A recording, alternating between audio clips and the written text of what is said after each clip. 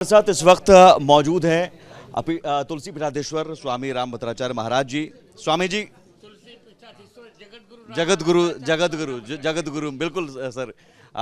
महाराज जी, सबसे पहले तो कल्की धाम में आप मौजूद हैं और जैसा कि आपने खुद कहा कि पूरे विश्व में पहली बार ऐसा होगा कि कल की कथा आप सुनाने जा रहे हैं, प्रथम कल की कथा।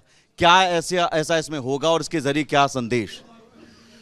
इसके जरिए यही संदेश होगा कि हम सह अस्तित्व चाहते हैं, साथ रहो, स्वयं जियो, दूसरों को जीने दो। यहाँ बाबर बनकर, अकबर बनकर तो कोई यहाँ नहीं रह सकता। यहाँ यदि रहना है तो गोस्वामी तुलसीदास बनकर, सूरदास बनकर, कबीरदास बनकर रहो। हम कब बुरा करें? भारत माता को माता कहो, गंगा माता को माता कहो, गौ माता को माता कहो। अब भारत माता को डाइन कहेगा तो हम नहीं सहन करेंगे।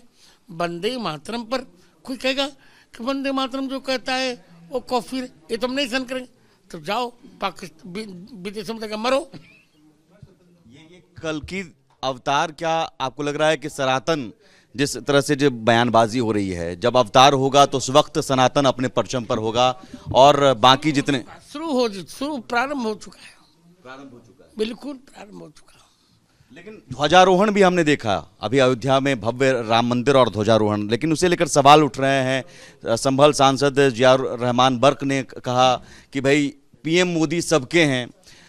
सपा कांग्रेस के नेता सवाल उठा रहे हैं कि प्रधानमंत्री को नहीं जाना चाहिए ध्वजारोहण में। नहीं, एक कोई राजा के हैं क्या? कोर्ट भारतीय संविधान के किस अनुच्छेद में लिखा है? बताओ ना, कोई अनुच्छेद बता दे। कांग्रेस नेता कह रहे हैं कि नेहरू जी से सेकुलरिज्म सीखनी चाहिए उन्हें। क्यों? सेकुलरिज्म हमसे सीखनी चाहिए उनको।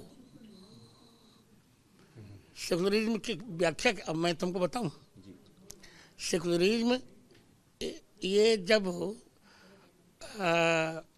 आपातकालीन घोषणा की, इंदिरा जी ने आपातकाल लगाया, उस समय की देन है जब कोई था ही नहीं। इंदिरा जी ने नया वाक्य बना दिया। सेकुलर का अर्थ क्या होता है? पंथ निरपेक्ष नहीं होता। सेकुलरिज्म का अर्थ होता है धर्म निरपेक्ष। हम किसी एक धर्म की अपेक्षा नहीं करेंगे, राष्ट्र धर्म के आधार पर हमारा शासन चलेगा। तो प्रधानमंत्री अगर गए ध्वजारोहण में तो कांग्रेस और विपक्ष को इतना खराब क्यों लग रहा है? वही तो, किसी को मिर्ची लगे तो मैं क्या करूं?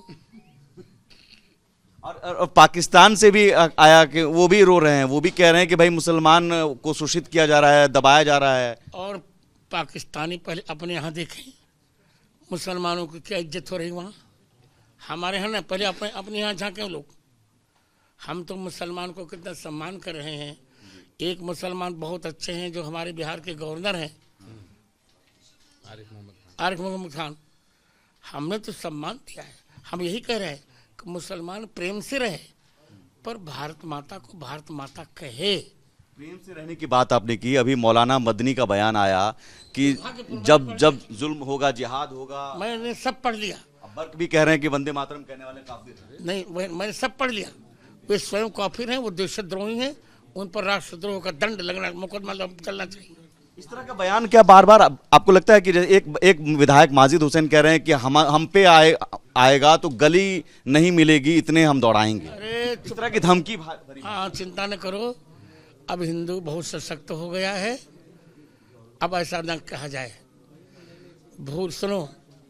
भूल कर भी किसी को न छेड़ेंगे हम, और छेड़ने पर किसी को न छोड़ेंगे हम। आप कश्मीर तक यात्रा भी निकालने जा रहे हैं। मैंने अपने चेहरे से कह दिया है। मैं उसमें रहूंगा। आप कश्मीर तक पूरा सनातन को एकजुट करने के लिए हिंदुओं को चकाचक रहूंगा। अब मेरे चेहरे को ठीक से ले जाइए वहां तक। चलिए, बहुत बहुत धन्यवाद स्वामी जी, बहुत बहुत धन्यवाद। तो ये हमारे साथ स्वामी रामभद्राचार्य महाराज जी, जिन्होंने कहा कि अब समय आ रहा है जो हिंदू एकजुट होंगे और सबको करारा जवाब मिलेगा। सहयोगी कैमरा पर्सन संजीव के साथ मैं सुमित झा, रिपब्लिक भारत।